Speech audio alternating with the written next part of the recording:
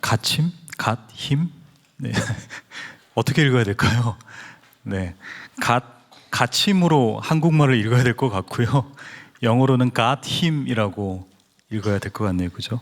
네. 이런 제목으로 함께 말씀을 나누도록 하겠습니다. 여러분, 제 고향은 부산입니다. 감쪽같죠? 저는 고향이 부산입니다. 고등학교 때까지 살다가 이제 서울 학교 때문에 서울로 오게 됐습니다. 근데 제가 서울에 와서 충격을 받은 한 그때를 잊을 수가 없습니다. 왜냐하니까 너무나도 충격적이었거든요. 분식집을 갔는데 순대를 세상에 이거 다 지방 사람들이니까 막 웃죠. 여기 다 70~80% 다 지방 사람이잖아요. 서울 사람인 척 하는데, 그죠? 순대를 세상에 소금에 찍어 먹는 것입니다. 이 비릿한 순대를 비릿한 소금에 찍어 먹는 것입니다. 전 처음에 쌈장이 나올 줄 알았거든요. 부산에는 쌈장에 담아내기 하면 안 되죠. 양파와 쌈장이 함께 나옵니다. 그러면 그 양파도 찍어 먹고 굉장히 맛있거든요. 근데 제가 딱 그 순대를 처음 받았는데 의지할 게 소금밖에 없는 거예요. 굉장히 충격적이었습니다. 예. 여러분, 국룰이란 게 있죠. 국룰 들어보셨나요? 뭐 들어보셨죠? 이게 국룰이야 하는 거 있잖아요. 그죠? 나라 국자에다가 율법 룰. 네, 나라국 율법 룰 해서 국룰입니다. 한자어와 영어의 그거죠. 신조어죠. 이게 국룰이야입니다. 뭐 예를 들어 볼게요. 휴게소에 가면 국룰이 무엇입니까? 뭐 이거는 로컬 룰인가 봐요. 그죠? 저는 사실 그 어묵바거든요. 네, 어묵바인데 어떤 분은 뭐 요즘에 MZ는 뭐 회오리 감자라고 하더라고요. 그 뭐 패스. 여러분, 찜질방의 국룰은 뭐죠?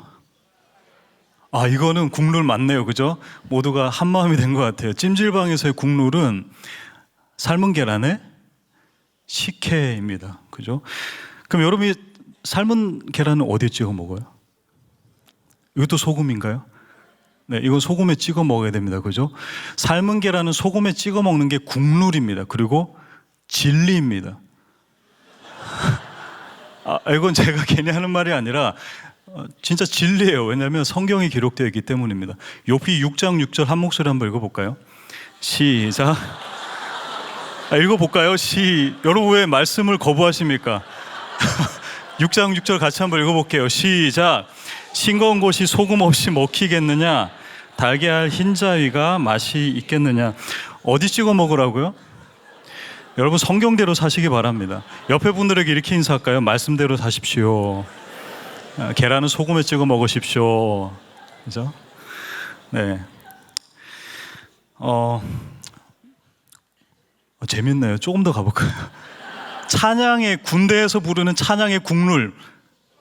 실로암. 역시 군대 가보셨죠? 다 여기 다 가보셨죠? 그죠? 뭐 실로암, 그리고 아주 먼 옛날, 그죠? 사랑해요 하면 사랑해요 뭐 이렇게 하거든요. 그리고 발라드, 너는 내 아들이라. 들으면 막 눈물 막 쏟거든요. 이거는 군대에서의 찬양의 국룰입니다. 동의하시죠? 안 하시나요? 뭐 무조건 계란은 소금만, 네, 진리만 수호하십니까? 네. 그러면 여러분, 국룰이라고 계속 얘기하고 있는데 진짜 찬양의 국룰은 뭘까요? 무슨 말이냐면 성경시대, 성경에서 살았던 그 시대 사람들이 했던 그런 찬양의 국룰, 과연 이 신약과 구약의 사람들은 무슨 찬양을 불렀을까? 군대에서는 실로암이라면서요. 우리는 임무와 얘기했습니다. 공통된 찬양을 하는 거예요. 그러면 성경에서는 무슨 찬양을 했을까라는 거죠. 뭐 예를 들어 볼까요? 사도행전 16장에 보면 바울과 실라가 전도하다가 매 맞고 빌립보 감옥에 갇히죠. 그때 어떤 일이 벌어집니까? 매 맞고 갇힌 상태에서 기도합니다. 그리고 뭐 하죠? 찬양을 하는 거예요. 그 찬양을 죄수들이 듣더라. 라고 16장 25절에 이렇게 기록하고 있습니다. 이때 부른 찬양이 과연 무엇일까라는 것입니다. 한밤중에 과연 어떤 찬양을 불렀을까라는 것입니다. 어떤 찬양일까요? 무슨 찬양일까요? 이 찬양의 국룰이 바로 시편이다라는 것입니다. 학자들은 이렇게 얘기합니다. 성경 시대에 있었던 대부분의 찬양이라고 나오는 그 모든 찬양은, 다시 말해서 찬양의 국룰은 시편이었다라는 것입니다. 학자들은 다 그렇게 임모아 얘기합니다. 바울과 실라도 마찬가지입니다. 투옥된 그 빌립보 감옥에서 아마 시편을 노래했을 것이다라고 얘기합니다. 물론 몇 편인지 나와 있지만 오늘 본문 이 시편 70편을 불러도 전혀 무색하지가 않을 것입니다. 왜냐하면 지금 현재 바울과 실라는 어떤 상황이에요? 절체절명의 위기의 상황에 있기 때문입니다. 오늘 본문 시편 70편으로 되어 있고요. 또 성경에서 위에 살짝 보면 표제어가 나와 있습니다. 그죠? 근데 원문에 보면 표제어 땡땡땡 이렇게 나와 있지 않고요. 이 모든 표제어는, 시편의 모든 표제어는 1절에 함께 포함되어서 적혀져 있습니다. 번역본만 그냥 표제어 이것이라고 되어 있어요. 오늘 본문에는 다윗의 시로 기념식에서 인도자를 따라 부르는 노래라고 되어 있거든요. 이게 그냥 1절에 같이 포함이 되어 있습니다. 따로 표제어 뭐 땡땡땡 이렇게 나와 있지는 않는다라는 겁니다. 시편 38편과 함께 오늘 본문 시편 70편은 공식적으로 기념식에서, 다시 말해서 우리가 이 공적 예배 있죠? 이 공적 예배 시간에 불려졌던 노래다라는 것입니다. 무엇이요? 이 시편 70편 그리고 시편 38편이요. 기념식용이다라는 것입니다. 근데 과연 다윗이 이 노래를 내가 좀 저작권 좀 발휘해야지라고 하면서 이걸 기념식용으로 만들었을까요? 아니죠. 다윗의 이 노래가 이 공적 예배 가운데 마구 불러지고 외쳐져야 하기 때문에 사람들이 그 다윗의 찬양을 채택을 했겠죠. 당연했겠죠. 그죠? 그렇다면 우리는 삶에서 이 노래를 불러야 한다는 것입니다. 삶에서 이 노래를 해야 하고요. 또 이 공적 예배 가운데, 기념식에서, 오늘 이 금요 예배 가운데, 우리의 삶에서 주일 예배 때에도 우리는 찬양하는 삶을 살아야 한다라는 것입니다. 그렇다면 여러분, 삶에서 이 노래를 해야 하나요? 아니면 예배 때 이 노래를 해야 하나요? 살면서 해야 되나요? 예배 때 해야 되나요? 어느 것이 더 우선이고 먼저입니까? 헷갈리죠? 여러분, 삶이 본질인가요? 예배가 본질인가요? 헷갈리죠? 그죠? 여러분, 우리는 예배자로서 모여야 할까요? 흩어져야 할까요? 막 생각이 막 흩어지고 있어요. 그죠? 헷갈리죠? 공적 자리에 공적 예배로 모이고 삶의 예배로 흩어진다. 우리는 이 기준을 분명히 세워야 할 것입니다. 예배도 마찬가지고 찬양도 마찬가지고 우리의 믿음이 마찬가지입니다. 우리는 계속 이 구심과 원심의 이 원리가, 이 힘의 균형을 잘 이루어야 하는 것입니다. 계속 모이기만 하면 우리는 삶으로 뻗어나가는 그것을 잃어버려요. 여기는 안 오고 계속 뻗어나가기만 하면 우리는 이 구심이 없어요. 진짜 본질을 잃어버리기 쉽다라는 것입니다. 그러기에 우리는 공적 예배로 모이고 삶의 예배로 흩어지는 이 구심과 원심의 이 힘의 균형, 이것이 바로 신앙의 균형이다라는 것입니다. 기독교 최고의 형식이 있죠. 우리는 본질적으로 본질과 형식의 균형을 잘 이루어야 합니다. 근데 기독교 최고의 형식이 있습니다. 주님은 이 형식도 잘 지키라고 명령하셨습니다. 주님은 두 가지 다 잘하라고 명령하셨어요. 더 나아가서 주님이 웬만해서는 이 형식에 대해서 얘기 안 하거든요. 구약의 율법을 통해서는 제사에 대한 형식을 굉장히 강조했지만 신약에서는 예수님이 유일하게 강조하신 형식이 있습니다. 그 형식이 뭔지 아십니까? 기독교 최고의 형식 뭐죠? 바로 성찬입니다. 그죠? 우리는 성찬식을 합니다. 그리고 종교개혁자 존 칼빈도 우리는 매 예배마다 이 성찬을 하는 것이 좋다라고 권면을 하고 있습니다. 물론 이 많은 수와 또 교회의 여러 가지 유무형의 모습으로 성찬을 매주 할 수는 없지만 매주 하는 게 좋다라고 얘기하고 있어요. 자, 그럼 질문. 오늘 질문이 많죠. 우리는 성찬을 해야 합니까? 성찬식을 해야 합니까? 성찬을 해야 합니까? 성찬식을 해야 합니까? 성찬식이란 이 단어에서 본질은 뭐죠? 네, 성찬이죠. 형식은 뭐죠? 네, 맞습니다. 식입니다. 성찬의 본질은 무엇입니까? 주님의 찢기심, 죽으심, 피 흘리심을 온몸으로 마주하는 거예요. 내 온몸으로, 전인격으로, 맛과 그 모든 것을 통해서 온몸으로, 모든 감각으로 느끼는 것이 바로 성찬입니다. 또 나의 그런 믿음의 고백으로, 의지적으로 주님 나를 위해 찢기셨군요 고백하는 것이 바로 성찬입니다. 우리는 그 본질을 해야 합니다. 하지만 그것을 교회마다 시대마다 가장 최적화된 예배의 형식이 있기에 우리는 지금 조금 아쉽지만 그 이상한 그 동전 같은 거 있죠. 그걸 성찬으로 대신하고 있는 것 뿐입니다. 하지만 본질은 무엇입니까?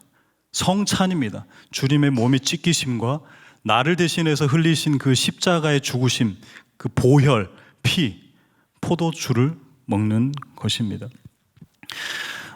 우리는 본질에 집중을 해야 하는 거예요. 자, 그렇다면 오늘 본문에서 기념식에서 불려지는 노래라고 얘기하고 있습니다.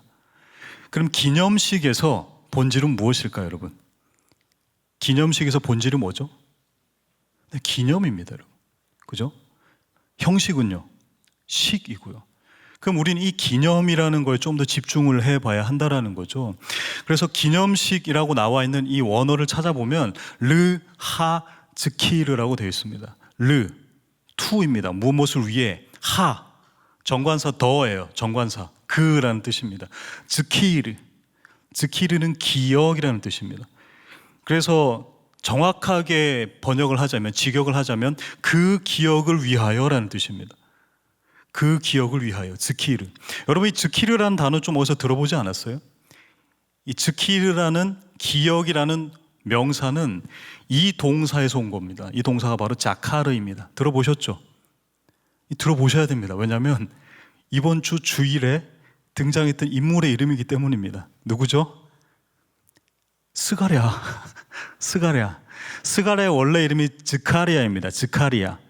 스가랴의 이름의 뜻이 뭐죠? 여호와께서 기억하신다. 그럼 즈카리아, 야가 뭐죠? 여호와. 그럼 즈카리가 뭘까요?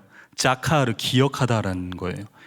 그래서 자카르, 기억하다라는, 즈키르, 기억, 자카르, 기억하다라는 이 본질에 집중해야지 우리가 진짜 본질이 무엇인지를 알 수 있다라는 것입니다. 이 자카르라는 단어는 창세기 8장 1절에 가장 먼저 등장하거든요. 본문 한번 같이 읽어볼까요? 8장 1절입니다. 시작.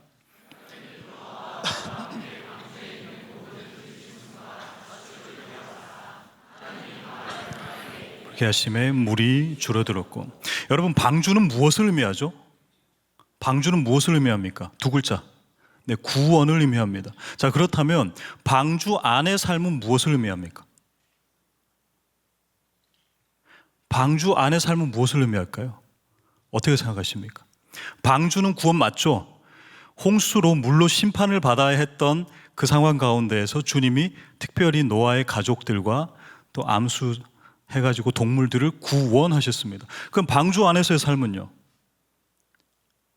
여러분, 방주 안에서 1년하고도 약 한 달 넘게 있었습니다. 방주 안에서의 삶이 꽤 길었습니다. 그럼 그 방주 안에서의 삶은 어땠을까요? 그 방주 안에서는 어떤 향기가 났을까요? 방주 안에서 무슨 향기를 맡으며 살았을까요? 고향의 향기.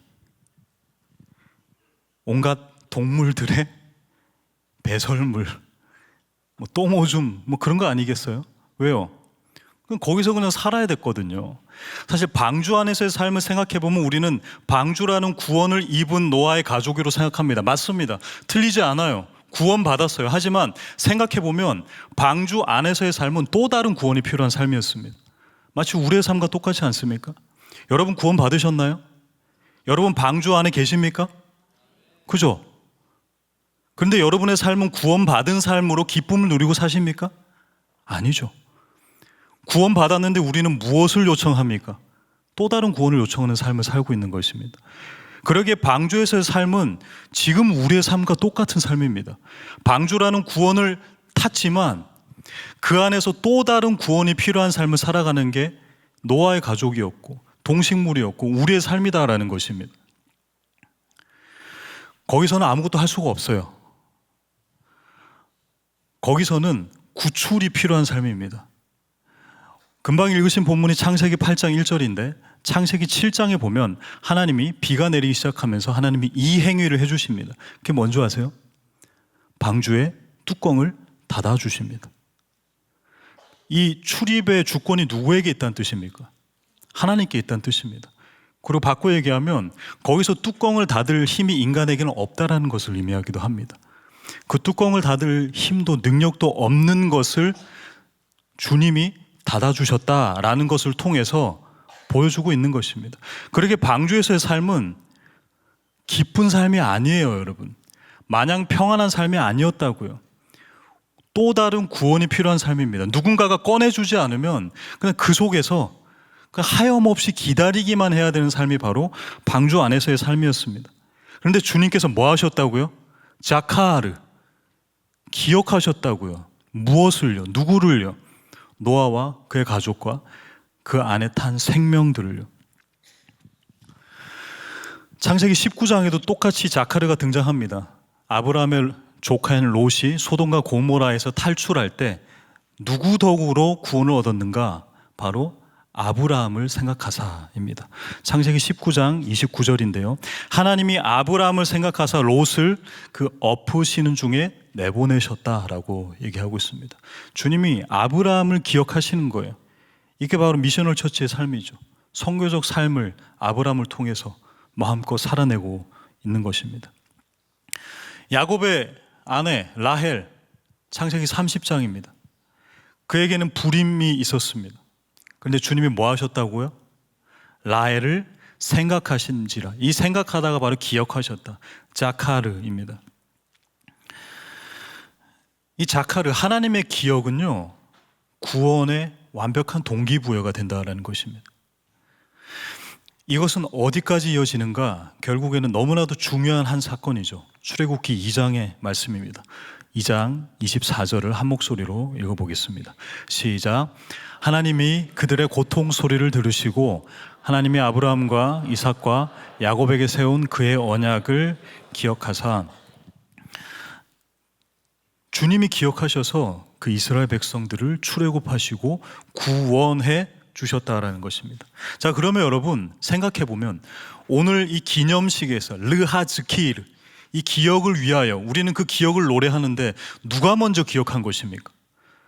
누구의 기억이 더 주도권이 있고 더 영향력이 있는 것입니까? 더 선행된 거죠? 바로 하나님께서 우리를 기억하셨다라는 것입니다. 더 정확하게 얘기하면 금방 읽으신 출애굽기 2장 24절 말씀에 근거해서 하나님께서 그의 언약을 잊지 않으셨다라는 것입니다. 우리를 기억하시고 그의 언약을 잊지 않으셨기 때문에 우리는 구원받을 수 있었다라는 것입니다. 여러분 위기 속에 계십니까? 우리는 이 노래를 불러야 합니다. 주님이 나를 기억하십니다. 그러기에 나는 주님께서 나에게 하신 일들, 주님께서 나에게 하신 약속을 기억합니다. 이 노래를 부르시는 저와 여러분 다 되시기를 주님의 이름으로 축원드립니다. 근데 문제는요, 내가 위기에 빠진 사실조차 모른다라는 것입니다. 여러분 지금 위기이십니까? 주님의 도움이 필요하세요? 아니면 주님의 도움을 간접 1일 체험 정도로만 하고 싶으신 건가요? 여러분 위기이십니까? 사람은 잘 몰라요. 내가 위기인가? 내가 어떤가 잘 몰라요. 아이들을 봐도 알 수 있잖아요. 부모가, 어른이 볼 때 너무 위험한 상황인데 본인은 모르고 그곳을 향해 걸어가고 있는 게 인간입니다. 우리 이런 말 많이 하죠. 저 사람 왜 저러는지 모르겠어. 우리도 이런 표현 하지 않습니까? 나도 내가 왜 이러는지 모르겠어. 저 사람이 왜 그런지도 나도 모르겠고 내가 왜 이러는지도 나도 모르겠어요. 남녀 관계에서 이런 거 되게 많지 않나요? 애인 혹은 배우자가 기분이 안 좋아요. 여러분, 제일 힘든 거는요, 용서를 비는 게 힘든 게 아니에요. 용서를 빌 기회조차 얻지 못하는 게 힘든 겁니다. 무슨 말이냐면 상대방의 기분이 왜 안 좋은지를 몰라요. 왜요? 그 상대방도 본인이 왜 기분이 안 좋은지 모르니까요. 뭐 예를 들어 볼게요. 저는 남자니까 철저하게 남자 입장에서 얘기하겠습니다. 남자로서 제일 힘든 부분은 아까 말씀드린 상대방의 기분이 왜 안 좋은지를 꿰뚫어 보고 정확하게 맞춰야 하는 것입니다. 남자들은 그걸 제일 힘들어합니다. 뭐 이런 거죠. 제가 무슨 일? 저희 아내가 그렇다는 게 아니에요. 아니에요. 네. 그냥 일반적으로 그렇다고요, 남자들은. 예. 이렇게 얘기하죠. 이것 때문이야? 오빠 날 그렇게 몰라? 그럼 저것 때문이야? 오빠 내가 그렇게 단순해? 나 때문이구나. 오빠 왜 자기를 비하해? 뭐 이렇게 되는 거예요. 왜요? 본인도 왜 기분이 안 좋은지 모르는 거예요. 알았다가 점점점 그냥 기분이 나쁜 느낌적인 느낌인 거예요. 그런 나를 발견하는 것이죠. 사람들은 잘 모릅니다. 우리가 위기에 빠진 사실조차도 우리는 잘 모르는 거예요. 이걸 어떻게 구분할 수 있을까? 오늘 본문에서 굉장히 많이 등장하기도 하고요. 본문 1절, 시편 70편 1절에서 등장하는데요. 힌트가 주어집니다. 한번 한 목소리로 읽어볼까요? 70편 1절입니다. 시작. 하나님이여 나를 건지소서, 여호와여 속히 나를 도우소서. 나를 건지소서, deliver me. 나를 좀 이렇게 좀 이동시켜 주세요. 이 상황에서 이 상황으로 옮겨 주세요. help me. 나를 좀 도와주세요라고 외치는 장면입니다. 긴급 기도죠. 도움을 요청하고 간청하는 장면입니다. 여기서 위기라고 할 수 있는 무엇이 위기일까? 위기가 과연 뭘까라고 하는 힌트가 있습니다. 포인트가 있어요. 그게 뭔지 아십니까? 시편 기자가 주로 다윗이 되겠죠. 시편 기자가 다윗이 나를 도우소서 help me라고 할 때 시편 150편 중에 총 5번이 쓰여집니다. 여러분. 생각보다 많지 않죠. 물론 나의 도움이라는 명사형은 있지만 주님 나를 도우소서라고 하는 건 총 5번이 쓰였다고요. 근데 이 쓰여진 5번과 항상 짝을 이뤄서 등장하는 부사가 있습니다. 이렇게 도와달라고 요청하는 거예요. 뭘까요? 네, 맞습니다. 정답입니다. 후싸우 혹은 후시라고 하는 속히라는 부사입니다. 여러분, 내가 위기에 빠졌는가 그렇지 않은가를 분간하는 것은 바로 이 긴급성이다라는 것입니다. 간절함과 긴급함은 비례합니다. 내가 요 정도 긴급하면요, 요 정도 간절해요. 그죠? 근데 내가 요 정도 이만치 긴급하면 나의 간절함은 뭐 정말 극에 달하는 거죠. 정확하게 기록되지는 않았지만 오늘 본문은 2가지라고 이야기하고 있습니다.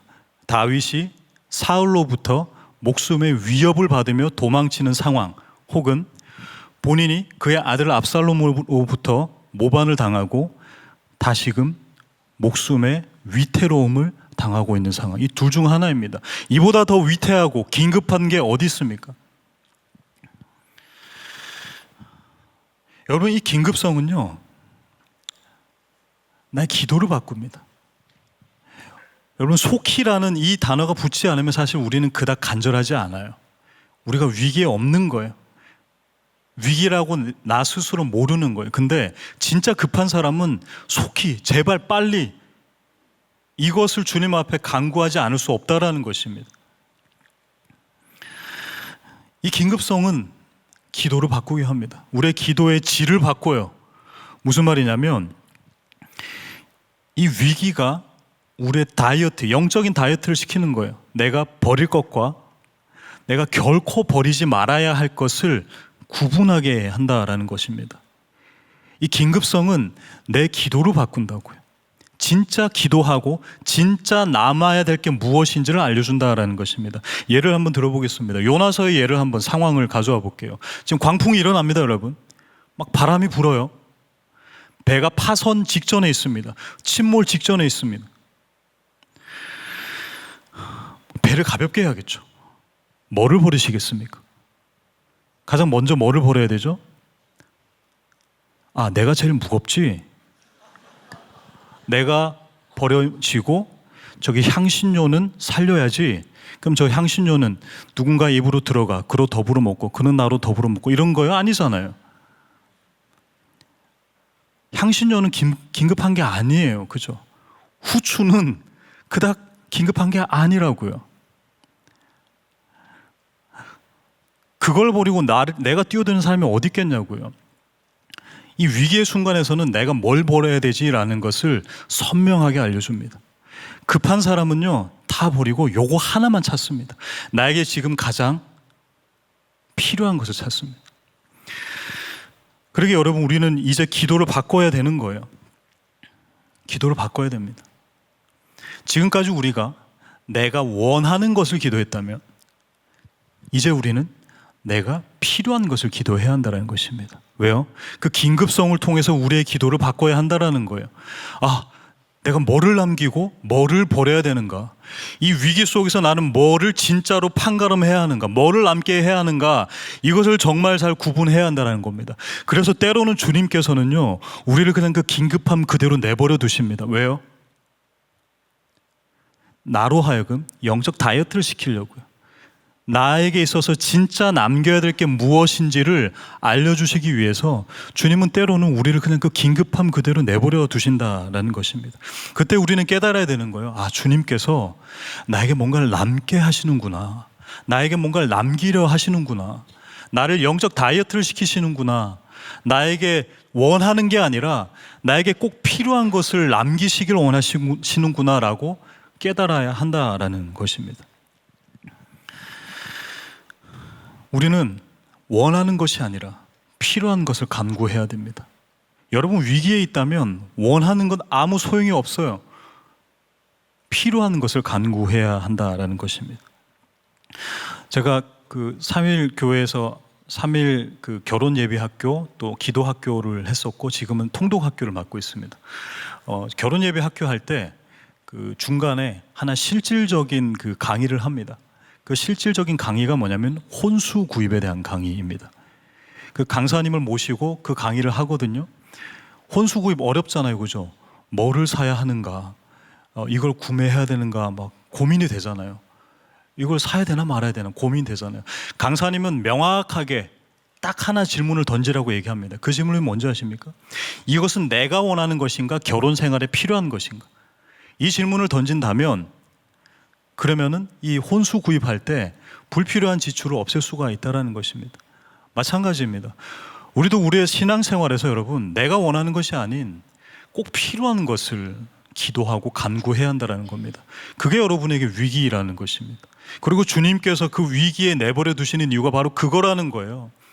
나에게 필요한 것을 남기신다라는 것입니다. 나에게 내가 원하는 것은 버리게 하시고 필요한 것을 남게 하신다라는 것입니다. 세상은 나의 영혼을 찾을 것입니다. 나의 목숨을 찾고 나를 추격하고 나를 위협할 것입니다. 하지만 주님께서는 우리를 속히 도우시는 분이십니다. 세상은 나의 상함을 기뻐합니다. 하지만 주님은 그들을 모두 물러가게 하시고 그들에게 수치를 겪게 하실 것입니다. 오늘 본문의 찬양처럼요. 그러니 이제 우리도 과연 나는 어디에 있는가? 내가 지금 어떠한 기도를 해야 되는가? 내가 지금 급한가? 난 주님의 도움이 필요한가? 이것을 고민하실 때 원하는 것이 아니라 필요한 것을 간구하시는 저와 여러분 다 되시기를 주님의 이름으로 축원드립니다. 결국 우리는 이 노래를 해야 돼요. 시편 70편의 노래입니다. 주를 찾는 모든 자들이 주로 말미암아. 그죠? 이 찬양 굉장히 밝게 하잖아요. 근데 이 찬양은 여러분 밝음 속에서 할 수 있는 찬양이 아닙니다. 왜요? 위기 가운데 하기 때문이에요. 정말 처절하게 외치는 찬양입니다.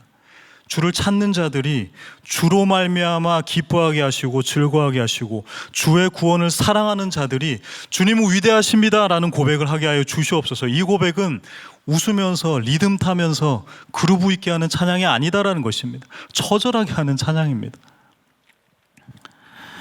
그럼에도 우리는 이 노래를 해야겠죠. 나의 삶에서 우리 함께하는 이 공적 예배 가운데서요. 자, 그렇다면 마지막으로 주의 구원을 사랑한다는 것이 무엇일까요, 여러분? 여러분, 주의 구원을 사랑하는 게 무엇입니까? 주의 구원을 사랑한다. 그냥 주의 구원을 원한다라고 표현할 수도 있는데 주의 구원을 사랑한다라고까지 표현을 하고 있습니다. 사실 이 표현은요, 이 오늘 본문이 시편 40편과 똑같거든요. 이거든 저거든 어느 한 곳에서 똑같이 인용했을 거다라고 학자들이 얘기합니다. 그래서 이 표현은 유의합니다. 사실 똑같은 본문이기에 유일한 표현이다라고 해도 무방합니다. 주의 구원을 사랑한다. 이 표현은 특별한 표현이다라는 것입니다. 여러분, 바라는 것과 사랑하는 것은 차이가 있죠. 바라는 것은 목표지향적인 것이고 사랑하는 것은 관계지향적인 것입니다. 사랑은 관계입니다. 그죠? 기독교는 단순한 종교가 아니죠. 관계이죠. 주님과 나와의 관계라는 것입니다. 그러기에 믿음 생활이라는 것은 관념에서 관계로의 전환입니다. 그러니까 관념적 신앙에 머무르지 말고 관계적 신앙으로 전환하라는 것입니다. 창조주와 피조물의 관계, 하나님 아버지와 자녀로의 관계, 신랑과 신부로서의 관계 회복, 그 관계가 바로 신앙이다라는 것입니다. 주님은 단순히 구원을 원하는 관념으로 그치기를 원하지 않으세요. 관계적으로 구체화하기를 원하십니다. 그럼에도 구원을 사랑한다는 게 약간은 관념적이죠. 왜냐하면 구원이라는 단어가 워낙 광범위합니다. 그죠? 종교적일 수도 있고 상황적일 수도 있고 너무 광범위하고 여전히 좀 관념적이기 때문입니다. 그런데 이 관념적 개념에 대상을 추가하면 클리어해집니다. 예를 들어 볼게요. 제가 그 교역자 치고는 좀 늦은 나이에 결혼을 했습니다. 30 중반 넘어서 결혼을 했거든요.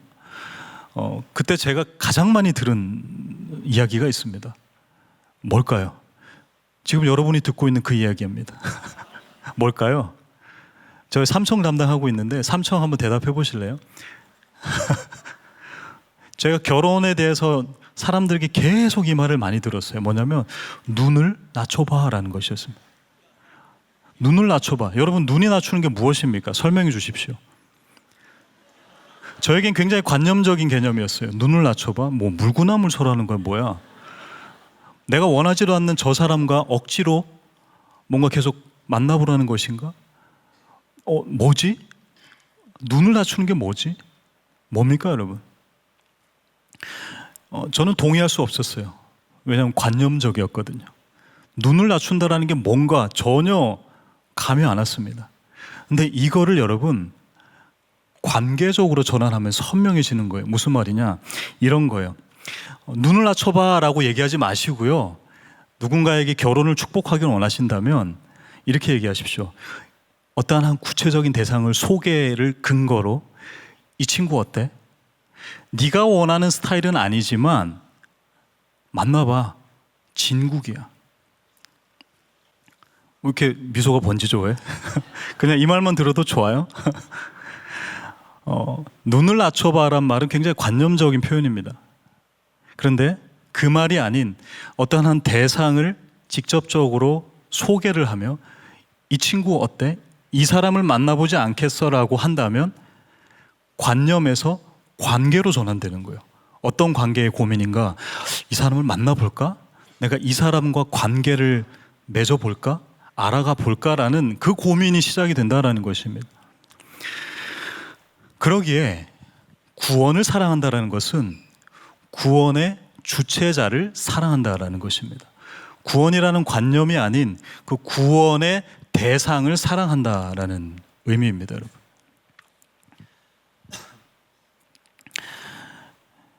그래서 하나님은 우리를 너무 사랑하시고 배려하셔서 관념적 구원에만 머물지 않고 관계적으로 사랑하라고 그 사랑의 구원의 대상을 이 땅에 허락하시죠. 가장 높은 하나님께서 말씀이 육신이 되어 이 땅에 오십니다. 구원이 의인화되는 것입니다. 이걸 신학적 용어로 바로 성육신이라고 하는 거죠. 단순히 구원이라는 관념에 머물지 말고 그 구원을 대상화하여 의인화하여 성육신하여서 그 사람과 관계 맺으라고 주님께서는 예수 그리스도를 이 땅에 보내셨다라는 것입니다. 여러분, 하나님의 이름이 뭐죠? 하나님의 이름은 무엇입니까? 뭐 엘로힘, 여호와, 뭐 엘샤다 이렇게 하는데 이건 여러분 이름이 아니에요. 호칭이에요. 하나님을 부르는 호칭입니다. 하나님의 이름이 없죠. 하나님은 스스로 계시는 전능하신 존재입니다. 이름이 없어요. 왜요?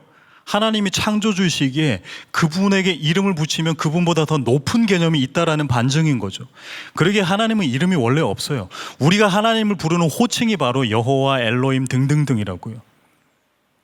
그럼 예수님의 이름이 뭐죠? 예수님의 이름이 뭐죠? 질문 이상하죠? 정훈아, 네 이름이 뭐야? 뭐 이런 거죠. 전화하면서 나 핸드폰 어디 있지? 뭐 이런 거 같죠.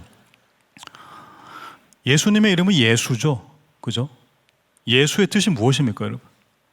마태복음 1장 21절입니다. 한 목소리로 한번 읽어볼까요?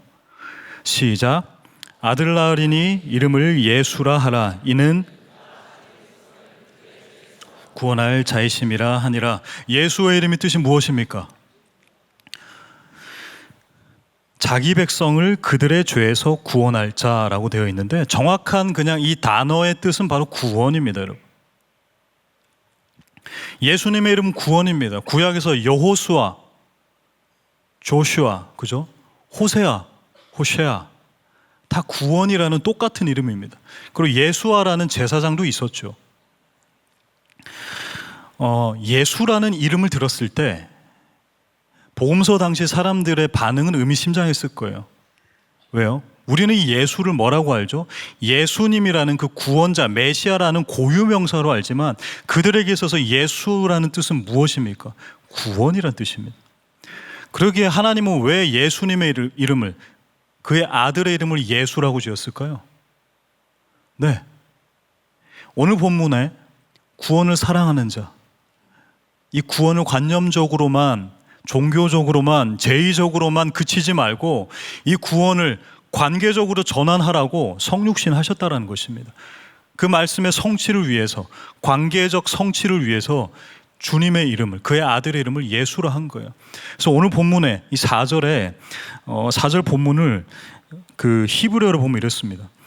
베요메르 타미드, 베요메르 말하게 하소서, 타미드 항상, 익달 엘로힘 하나님은 위대하십니다 라고 말하게 하소서. 오하베 사랑하는 자, 사랑하는 사람. 예슈아 테카, 예슈아 테카. 테카는 전미사입니다. 소유 전미사로 당신의 라는 뜻입니다. 당신의 예슈아, 당신의 예수를 사랑하는 자. 그래서 그들에게 있어서 구원이 예수이고 예수가 구원이었다는 것입니다. 우리는 예수님은 고유명사로 알지만 그들에게 있어서는 구원이라는 관념이 실제적인 관계로 전환되는 대사건이 바로 예수님의 이 땅에 성육신하는 사건이었다라는 것입니다. 그러기에 우리가 진짜 해야 될 것은, 이 위기 속에서 외쳐야 할 것은 바로 구원해 주세요여서 그치는 것이 아니라, 상황을 타개하기 위한 것이 아니라, 거기에 머무는 게 아니라 진짜 구원이신 그 예수님과 관계한다라는 것, 그 예수님과 진짜 인격적 관계를 맺는 것, 그것이 진짜 우리 영혼의 구원임을 기억하시는 저 여러분 다 되시기를 주님의 이름으로 축원드립니다. 그것 때문에 주님은 이 땅에 육신의 몸을 입고 오셨다니까요. 관념적 구원이 아니라 여러분들이 입으로만 얘기하고 종교적으로, 국가적으로 외치는 그 구원 독립이 아니라 우리 영혼의 진짜 해방, 진짜 구원자이신 바로 그 예수, 말씀이 육신이 되어 이 땅에 오신 이유가 바로 거기에 있다는 것입니다. 말씀을 맺겠습니다. 여러분, 우리는 갇힌 자들입니다. 우리는 갇혀 있어요. 나의 죄에 갇혀 있습니다. 때로는 기도라는 미명하에 내가 원하는 것들로 나의 삶이 갇혀 있어요. 우리는 갇힌 자들입니다. 물론 선교와 여러 가지를 통해서 바울과 실라처럼 복음 전하다가 갇힘을 당할 수 있죠. 하지만 갇혀있는 이 상황에서 우리는 God, Him, 하나님을 찬양하고 높여야 됩니다. 오늘 본문처럼요. 뭐라고요? 주님 속히 나를 좀 도와주세요. 주님 나를 좀 건져주세요. 나 지금 급해요. 나 주님이 아니면 안 됩니다. 그런데 여기서만 그치지 말고요. 더 나아가서 구원을 관념적으로만 이해하지 말고 구원을 관계적으로 예수 그리스도를 내가 인격적으로 맞이하기를 원합니다. 우리는 항상 우리의 상황의 타겟, 상황의 해결만을 위해서 외쳤다면, 내가 원하는 것만 외쳤다면, 나에게 필요한 것, 주님은 우리의 위기 속에서 뭐를 남게 하실까요? 바로 구원, 예수와 그 예수를 남기신다라는 사실을 기억하셨으면 좋겠습니다. 왜냐하면 주님은 그 예수 그리스도를 통해서 이 땅에 보내주셔서 인류를 구원하신 게 아니라 나를 구원하셨어요. 내 삶을 파고드시고요, 내 삶에 직접적으로 개입하셔서 나와 함께 하길 원하신다는 사실을 기억하셨으면 좋겠습니다. 이제 우리는 이 노래를 불러야 합니다. 관념으로 노래하지 마시고 관계로 예수 그리스도를 찾는, 그 구원을 사랑하시고 구원자이신 예수 그리스도께 주님만 남아주세요, 나는 주님이 필요합니다 고백하시는 저와 여러분 다 되시기를 주님의 이름으로 축원드립니다. 우리 함께 찬양하겠습니다. 어쩌면 바울과 실라가 이 찬양도 했을지도 모르겠습니다. 주님 나를 구원하여 주시옵소서. 주님 나를 구원하여 주시옵소서. 그 소망은, 구원은 주님께 있습니다. 우리 함께 찬양하기 원합니다.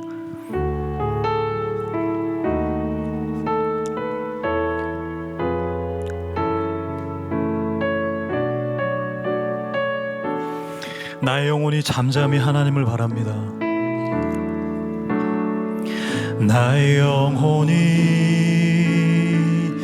잠잠히 하나님만 바라며, 나의 구원이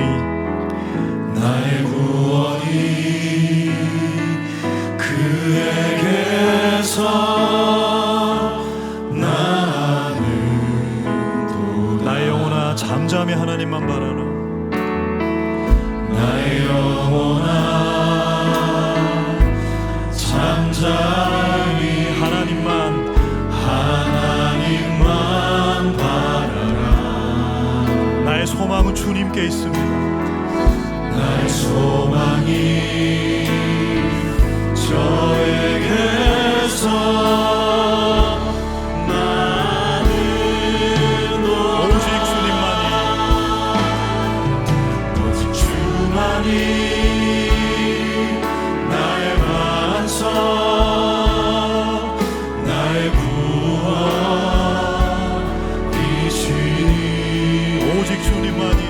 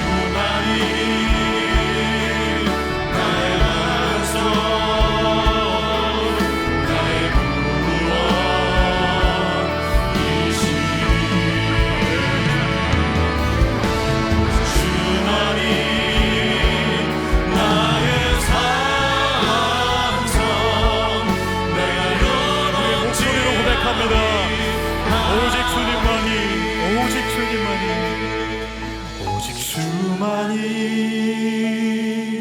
나의 반석, 나의 구원이시니 오직 주만이 나의 산성, 내가 요동, 다시 고백합니다. 오직 주님만이 나의 반석 되십니다. 오직 주만이 나의 반석, 나의 구원이시니